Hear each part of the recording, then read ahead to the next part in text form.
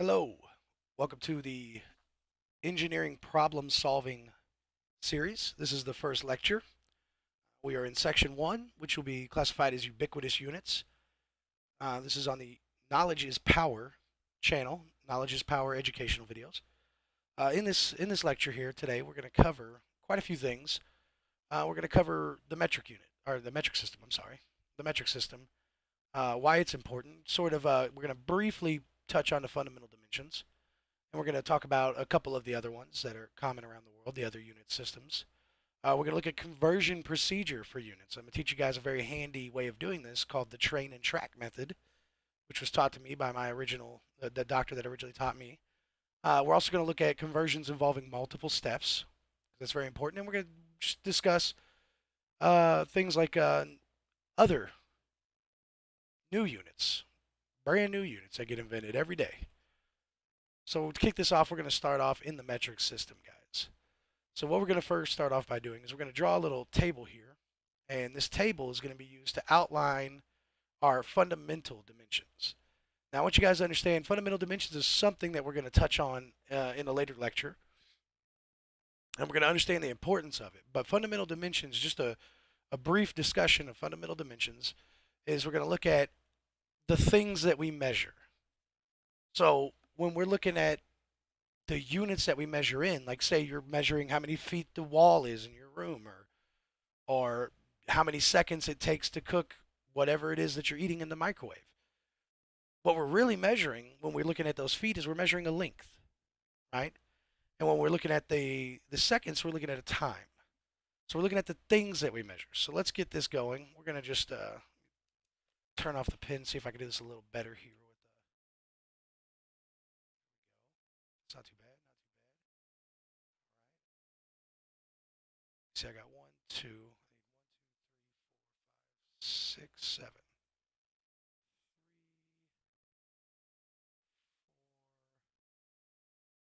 5, 6.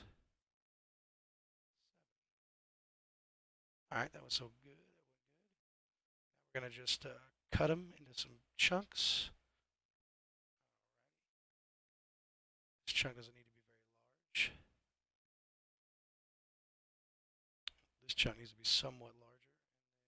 This chunk, actually, let's bring that back. This chunk doesn't need to be large at all, so we're gonna make it quite small, just like that. All right. Now we're ready to play tic-tac-toe. Now, but seriously.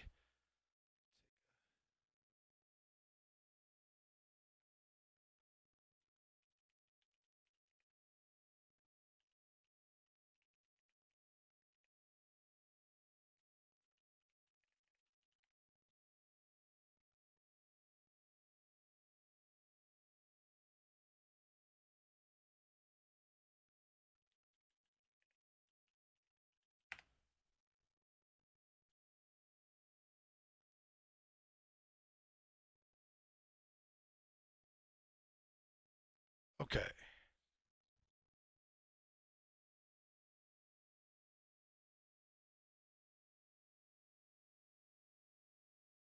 All right. So let me get my pen turned back on here. Let's get started.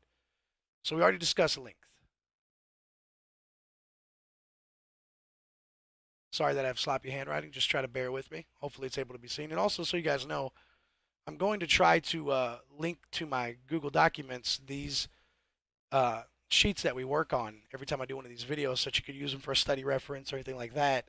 I just got to make sure I could get them into some sort of file type that you can use. Right now, what I'm using to create these videos is an application called Smooth Draw. So worst case scenario, I'll put the actual Smooth Draw file in there, and you guys will have to use that application in order to open it. But I'm gonna try to get it into like a JPEG or maybe a PDF or something like that that you guys can actually use. So, anyways, back to it. First thing we measure, we're gonna say length, and we're gonna give that one a symbol of L. So when we talk about length or we reference length, we can use the letter L to symbolize that we're talking about length. Now, in the metric system, which is what the first one that we're going to go into, in the metric system, generally we're talking about meter. Okay? And meter is symbol M. So when we talk about meters, we say 5 meters. We can say or let's say we're talking about 50 meters, say 50 m. But when we're talking about 50 meters, if we're doing it in fundamental dimensions, which we'll get into later, all that is to us is L. We don't actually look at the value of anything. We're looking strictly at what is this, and we'll discuss later why it is. I just want to kind of plant the seed. Now, another seed I want to plant is the next thing we measure is mass. Now, a lot of you are already familiar with this concept, but some people are unfamiliar with it. And I was originally when it was taught to me. So I want to address that if you're unfamiliar with this. Now, a lot of people say, mass, oh, wait, that's what it is. How much do I weigh? Mass does not equal weight. We're going to write it over here. Mass does not equal weight. You're going to learn why later, okay? We're going to learn why later. But to give you a brief idea of it, mass is a collection of how much there is of something. We're looking at how much there is of something. Weight is what happens to that something when we apply gravity to it. And we'll get into more detail later. But now you need to think about mass as a collection. Like, how much of something do we have? And the way that we normally go about defining this, or actually the symbol for mass is going to be an M. And in metric, that's a gram, which is a G. Seems easy, right? So next thing we're going to measure is time. Give you a guess what the symbol for time is. And if you guess T, you'd be correct. Very easy, right? And time, oh, there we go. In metric is seconds, which is probably a very easy concept for most everybody because it's the same usually for all the different systems that we use. Now the next thing we measure is temperature. And I'm just going to abbreviate this. I don't feel like writing this whole word out. So temp, I'm sure you guys are fine with that. Now we're going to come to the symbol in a second. In the metric system, when we talk about absolute temperature, and we'll get into temperature later and we'll talk about absolute and everything like that, but when we talk about absolute temperature, we're going to talk about it in terms of Kelvin. Okay? And that is going to be symbolized with a K, but a capital K. All right? It's very important that you realize that it's capital. And when we go over SI prefixes, you'll understand why. Now, the symbol for temperature in engineering is theta. So most of you guys that aren't familiar with the Greek alphabet, most people already know this, but I'm just going to show you here. It's going to look like this in your textbooks. Sort of like a circle with a sideways eye. But generally when you're in a lecture or somebody is freehand drawing it, what they do is they make a circle like this, and they give another whoop through there, like that, right there. And we're going to use that. So if you see that, that's theta. And that's what we're talking about, and that's our temperature symbol for when we're measuring a temperature. And then we have amount, and I'm going to abbreviate this too because it's long, of substance. Now I know you're saying, Randy, that's mass. You just went over that. No, don't get confused and don't worry. I mean, this is a lecture that's online, so you'll be able to record or rewind and rewatch and everything. So don't feel overwhelmed by these concepts, guys. But when we're talking about amount of substance here, in this category, we're talking about on a molecular level. We're going to get into that much later, okay? But we are going to touch on this, and it is something that we're going to discuss, but we're talking about on a molecular level and not necessarily a mass level, okay? And the symbol for this is going to be a capital N, and it's going to be a mole. It's going to be its metric, and that's going to be OL, just like that. Easy, easy, right? Now these last two, I'm going to put them in here, but we're not really going to talk about them. They're not a part of this, so let's just throw them in there. Let's go ahead. We're going to say light intensity. Okay. Wow, that's terrible handwriting. Ugh. Hang in there though. That's going to be a J. And the metric for that is going to be a candela, which is a CD. Not the type you put in your car to listen to, okay? And our last one is electric.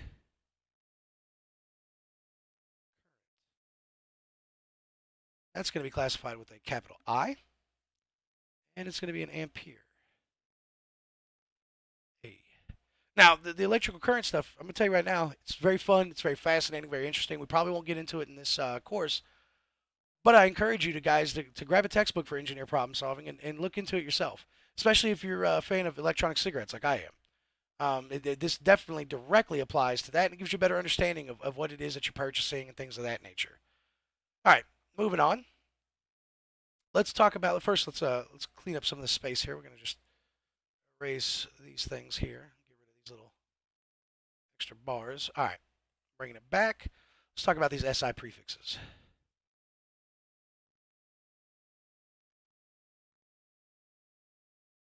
Must have spent infinitely longer writing metric systems than I did SI prefixes, right?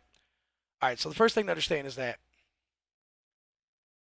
the metric system itself was originally developed by scientists under the command of King Louis XVI, and it was finalized by the international scientific community as a standard unit system for pretty much the world back in 1971.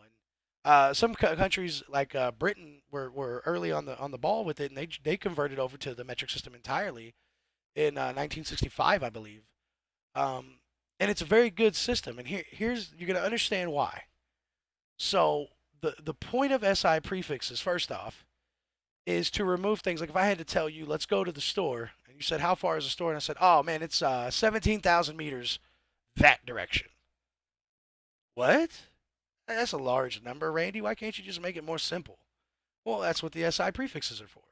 So instead of having to tell you that it's 17,000 meters in this direction, I can tell you it's 17 kilometers in this direction. Now let's get a look. Let's get a look at the index for this. Let's just have a little chart over here. Let me get it pulled up. There we go. Copy. Here, paste it. No, never wants to paste for me. Okay. Paste it up here. Boom. There we go. I know you're already freaking out. Oh my gosh, this is so confusing, Randy. I don't know what you. Don't worry. Stop stressing. Hang in there with me. I'm gonna learn you something today.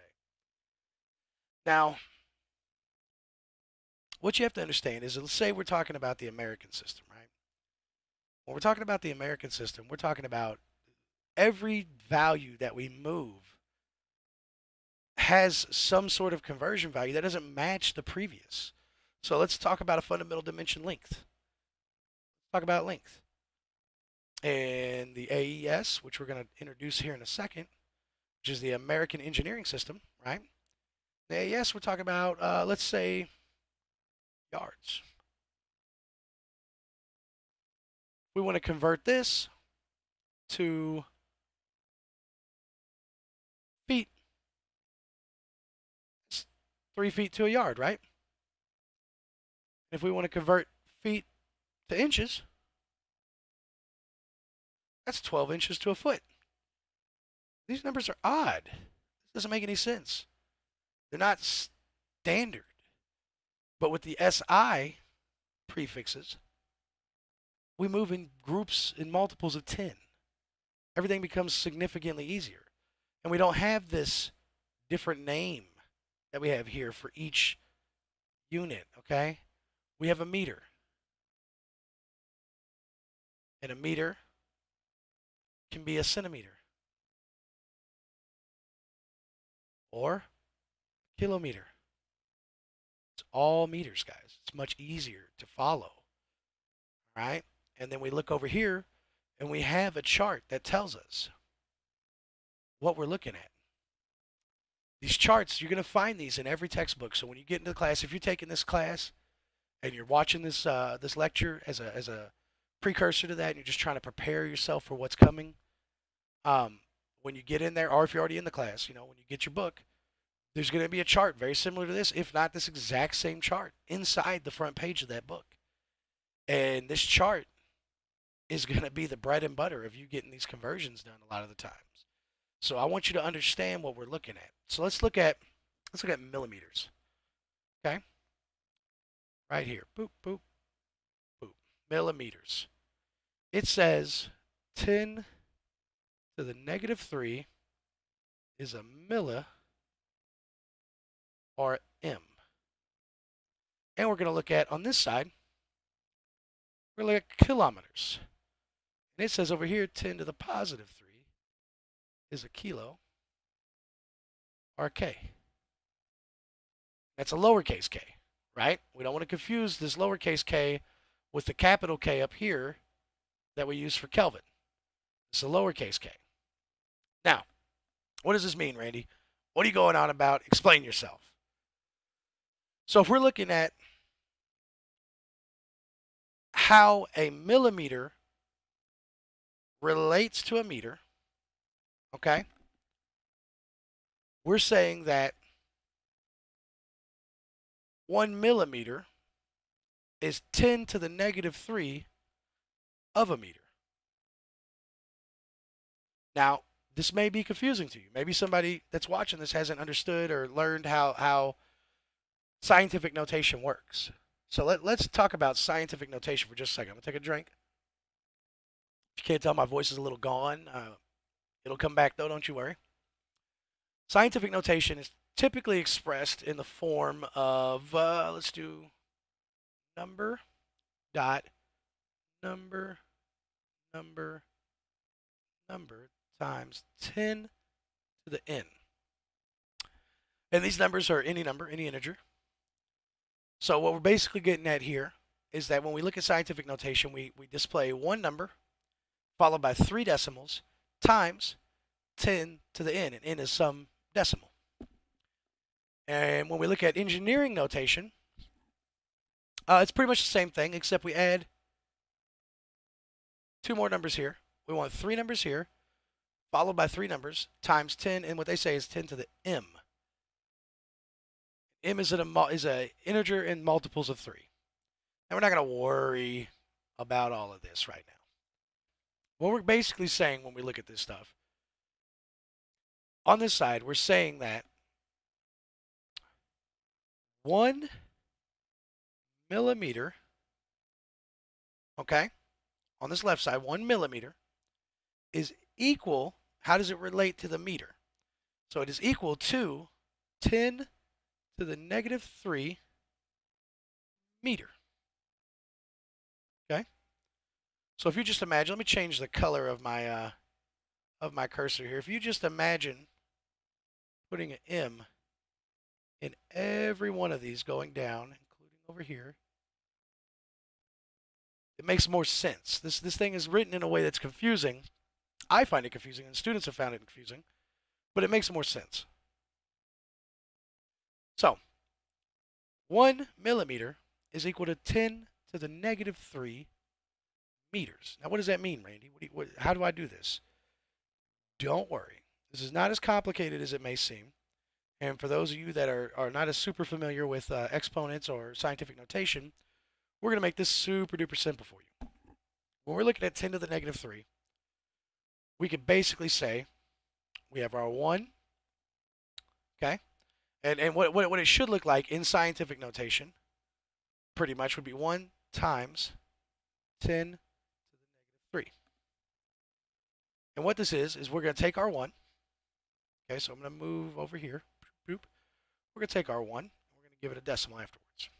Now, that's a concept you should be familiar with. 1 is the same as 1.0 or 1.000, so on and so forth. And all we got to do is move our decimal negative 3 places. So we're going to take our decimal, we're just going to jump it back. -1, -2, -3. Okay? And then in each of these little humps here, we're going to add 0. So we could say 1 millimeter, do it down here, 1 millimeter is equal to 0.001 meters. Now let's prove this in a couple ways. I want you guys to feel confident when I'm telling you, so let's take a look here. Let's pull up a calculator. Whoop, got something on there already. Clear it out. So we have 1 times 10 to the negative 3, right? 1 times 10 to the exponent. Put some parentheses on there just to make sure that this goes well. Make it a negative 3 in there. And boom, 0.001. Let's take it a step further. I think I have it pulled up. There we go. There we go. Let's pull this over. Instead here, we're going to do millimeter to, where's meter? There it is, meter. So millimeter to meter conversion, 0.001. Easy, easy, right? Now, I'm sure most people are familiar with the kilometer. That seems to be a more commonly used one. So our kilometer, we're saying that basically, and we're going the opposite way this time.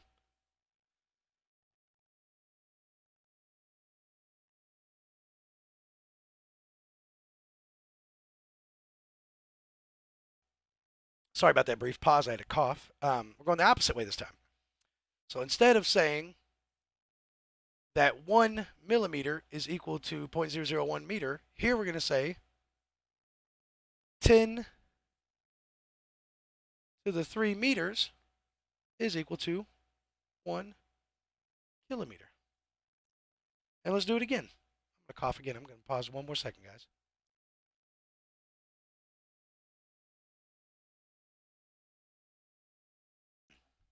Very sorry.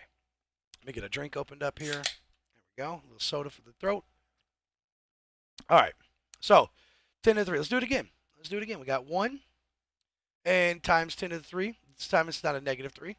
And we're just going to put that decimal in. And we're going to jump it 3 places. But this time we're going to the right because it's positive. 1, 2, 3. And we have a decimal there. We throw in zeros. And we have that 1 kilometer is equal to 1,000 meters. Easy, right? Now, this is important because, like I said, we're going to go back one more time and just look at the American system. And it's so much more confusing because every different time we convert something, it has a different value. But here we're just jumping in multiples of 10 for the most part because there's 10 decimeters to a meter. There's 10 centimeters to a decimeter. There's 10 millimeters to a centimeter, so on and so forth. We're jumping in multiples of 10, and it makes it much more simple. And plus, we're not changing the name every time. It's not yard, feet, inches, these things. It's millimeter, centimeter. So as long as we can retain this column of our SI prefixes chart, we never have to change the actual unit. It'll always be meters. It'll just have a different prefix. Okay? Now, we've gotten this out of the way. Let's talk a little bit, just real briefly. We're going to brush over some of the official rules for the SI prefixes. So, official rules. Let's write it out. Oh, come on. Rules of SI notation. Okay? So, we look at the official rules of SI notation. Number 1, you need to put a space in. So, if we're going to say 5 meters, we need a space here. That's easy, right? Also, our symbol is never plural. 5 meters does not equal 5 ms. No, that's not how it works. And what this would do is this would just confuse people that think we're talking about milliseconds or something else, and it would create issues. It will always be, it does equal 5 meters. That's easy enough, right? Another one that people seem to do is when they write in a sentence, so let's say they're saying that the book is 8 millimeters thick. This is correct. That's fine. What a lot of people tend to do, though, is they think for some reason that we need another period right there after the 8 millimeters. This is wrong. Do not do that. Okay? It's wrong. We just need the period at the end. It doesn't require anything else. We need a space right there, and we're good. Let's see here. What else do we have? Oh, when we're displaying large numbers, you can either use a space. And you don't have to write this underscore. That's just me displaying the space visually for you. You can use a space to separate long numbers. That's 1 million. Or you can use the normal way that we're used to and use the commas to separate them as far as engineering notation is concerned. These are both acceptable. When we get into it a little bit later, we're going to be looking at some units that are kind of combined. So you might have like a kilogram, meter, second. And if we do, this is acceptable, what we have here. What is not acceptable is putting them all together like this: kilogram meter second. That's very confusing. They need to be spaced out. They need to have the spaces between them. Okay. Let me think of other. What are the rules? Oh yeah, do not combine the prefixes. If you're talking about like for instance, there's a prefix for giga, right? Giga's up here. We change my cursor to red, and we have giga right here. Giga, right? This is 10 to the 9. It's a huge number, okay? Talk about giga, we're talking about large numbers. And we can say something like a giga meter. That's fine. What is not fine and what is not okay is a no-go is do not try to describe this as by combining, like we got 10 to the 9. So right here we have 10 to the 3 and 10 to the 6. We're not going to describe this as a kilo mega meter. That's ridiculous. You have a word, you have a prefix for it. Use your prefix, okay, guys? And the last one, it has to do with the notation of dealing with things that are in the denominator of a fraction. But we'll kind of touch on that once we get into the next couple lectures and we start brushing into the fundamental dimensions more frequently. What I want to talk about, let's introduce the other systems. Now, as you guys know, most of the people I'm assuming that are watching this are American. We don't use these here. That's not very common.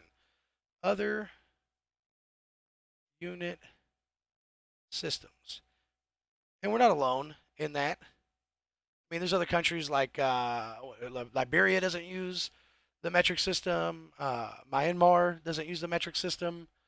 Not everybody uses it, but it is the most commonly used. So we have a couple more. Let's talk about those. We have the AES, which stands for American Engineering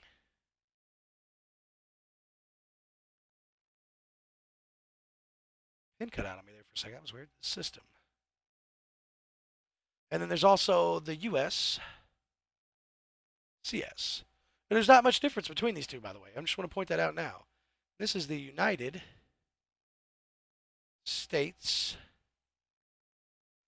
Customary System. And I'm going to put a little AKA. This is also called English units, which I find hilarious because, like I said earlier in the lecture, I believe I covered that at least earlier in the lecture. Great Britain, or the real English, they converted to the metric system in 1965. Now these other unit systems, they became confusing because a lot of the systems like this American system, as far as like feet are concerned, they weren't founded necessarily in America. They have roots in other countries, but they became overly complicated because they would measure these things based on odd, like an inch originally was the width of a thumb, and a foot was the length from heel to toe of the king's foot. But if that king were to pass, now we got a new king, and now all the stuff that we thought was feet before might be different if his foot's a different size. So things became complicated. That's just a little history for you guys. But let's take a look at these, and in comparison to the standard system or the metric system. Let's just give a little copy. I'm just going to go ahead and go straight up here to paste it this time because it never wants to paste for me. Let's throw that in there. Bam. So what we see here is when it comes to length, we're used to meters for our metric system, right? For the AES and the USCS, we're looking at foot. And really, the only place that it differs here is under mass. When we're going after the fundamental dimension of mass, we have pound mass in AES, and in the USCS we use slug. Time's the same. Relative temperature and absolute temperature, like I told you earlier, we would discuss those in more detail later. Relative temperature in the normal metric we use Celsius. In the AES and the USCS we use Fahrenheit. And for the absolute we use Kelvin in metric and Rankine in the other two. And I want you guys to notice something real quick. I'm going to just change the color here, and I'm going to put a little box around this. I want you guys to take note of this. When we're looking at these Fahrenheit, Rankine, Celsius. Notice that we put a degree symbol in their symbol for how we classify them. It's degrees Celsius, degree Fahrenheit, degree Rankine. Kelvin does not use that. So if you want to make sure that you're putting Kelvin out there correctly, make sure we're not putting degree Kelvin. That's not correct, guys. That's not how it goes. Now, that being said, you're probably saying, man, Randy, that conversion thing was confusing. Doing all that stuff with exponents and 10 to the 9. I know. But that's the cool thing. I'm going to take a second here, and I'm going to write down conversion. Conversion procedure for units. We're going to talk about that. We're going to talk about how to deal with it when it's in multiple steps. So let's look at one. Let's talk about 1 meter. Now, if I told you or I asked you how many centimeters for this 1 meter, you know, you could jump in there and tell me real quick. Hey, I know that one. That's 100. It was easy. We kind of talked about it. Or if I told you millimeters, how many millimeters? You say, Randy, we did that earlier. 10 to the negative 3. I know that there's 1,000 millimeters to 1 meter, and 1 millimeter is 0.001 meters. Yeah. But let's talk about how to find it in a way that I've been taught, and I find it very important. And what the doctor that introduced me to this concept is, his name will go unmentioned, but he calls it train and track. And I find this absolutely fantastic. Now, understand that I grade these homeworks in this course all the time, and students always forget to take care of these conversions. We can lose track of what's going on in a problem that we're working out if we're not paying attention to our conversions and working them all out. So if you're just doing them in your head, like, oh, I know that there's 100 centimeters in a meter, so let's just go ahead and knock it out real quick, boom, moving on. That's fine and all, but you got to keep track of it all. The best way to do that is with train and track and to work it all the way across. It's going to be a long way thing, and you have to understand that these you have an ethical responsibility as a future engineer to pay attention to these things. You don't want to be out there. I don't want you out there designing Ferris wheels and bridges for people if you're not paying attention to the small stuff like the math, man, because then these things that you design, these things that you engineer could fail and it could risk human life. You got to pay attention to every aspect of what you do. It's your ethical responsibility, okay? Now, let's take a look at train and track. We're just going to do a simple one. We're going to say meter to centimeter, okay? So 1 meter. And we're going to say 1 meter is equal to 100 centimeter. This is the train and track method. And all we're doing is we're going across this, working it out, and we're trying to cancel out these units. So if I do this right here, I cancel out these units because we can divide these and those cancel, and now we're left with 100 centimeters. Easy, right? But let's do one longer. Let's see why is it called train and track. Let's get one that's long. Let's say we're going to take 1 meter. Okay. And we're going to pull up our conversion sheet, and we're going to find that 1 meter is equal to 3.28 feet. Then we're going to take it a step further. We're going to say 1 foot is equal to 12 inches. And let's go a step further. Let's say we're going there. We're going to say 1 inch. Up, look at me. There we go. Corrected that. Is equal to, I think it's 2.54 centimeters. Let me just double check that on my conversion cheat sheet. And yes, 2.54 centimeters. Now we gotta do this, right? Now we got to cancel these things out. So first things first, meters are going to cancel, and we're going to be left with 3.28 feet. As we multiply 1 times 3.28, we get that. Now, these feet cancel, and we're going to multiply this times 12 to get how many inches. Let's take a look. Clear this out. 2.28 times 12, 39.36. 39.36 inches. Our inches are going to cancel now. And we're going to multiply this number, 39.36, times the 2.54 centimeters. Let's do that. Times 2. Get 99.9744 equals 99.9744 centimeters. Just want to erase this extra red dot I put over here for no reason. Now I know you're panicking. You say, Randy, what's going on, man? We just did it right here. We just did it right here. And it was 100 centimeters. That's the problem with conversions, guys. If we knew from the get-go we were in the metric system, we should have just stayed in the metric system. Everything was easier. Look how much easier this conversion was. But instead, we had to take it from the metric system to the AES, back to the metric system, and we lost some. Now, it's not a huge deal. It's not world-ending or life-threatening, because this is essentially 99.97. If we round this up, this 7 rounds up into here, this 9 rounds up, and we're left with 100. So it's not a huge deal, but we lost some. And that's important to realize. If you are starting in the metric system, you want to try to stay in the metric system, especially if the end goal. Now, it's different if you're starting with like 15 feet and I want to know what they are in meters, then you have no choice but to convert through these systems. But if you're starting in the metric system and your final answer should be in the metric system, stay in the metric system. There's no reason to convert into all these other things. Now, let's look at one, get another example going here. And this example we're going to do, let me think. Let's do 26,754 meters. Okay, and kilometer to mile. No, we're gonna actually let's bring this back. So what I want to do is I want to show you guys one with something in the denominator.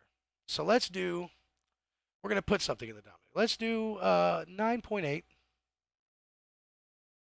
meters per second. Now, for those of you that are already familiar, that's velocity, right? That's some sort of velocity. For those of you that aren't familiar, what we're looking at there is a distance per time. We're saying that this object, whatever it is traveling at 9.8 meters per second. I want to know what 9.8 meters per second is I'm going to put it over here in our box, miles per hour. That's confusing, right? But the same thing applies. So let's start with meters. Okay? We're going to take our meters, and we're going to say that 1 meter, actually we're going to say 1,000 meters is equal to 1 kilometer. Okay? Then we're going to say 1 kilometer is equal to, 0.621 miles. All right. Now, we got to deal with our seconds. We got to get our seconds into hour. This time, our seconds are on the bottom. So when we're looking here, our meters are going to cancel. It's going to leave us with kilometers. Our kilometers, right, they're going to cancel. That's going to leave us with miles. For our seconds to cancel, we have to have seconds up here. So here we're going to say 60 seconds is equal to 1 minute. And then here we're going to say 60 minutes is equal to 1 hour. Now, our seconds are going to cancel. Our minutes are going to cancel. And we're going to be left with hour in the denominator. So let's break out our calculator. How about that? Let's go ahead and get this thing pulled up. And let's see. We're going to say 9.8 is what we're starting with.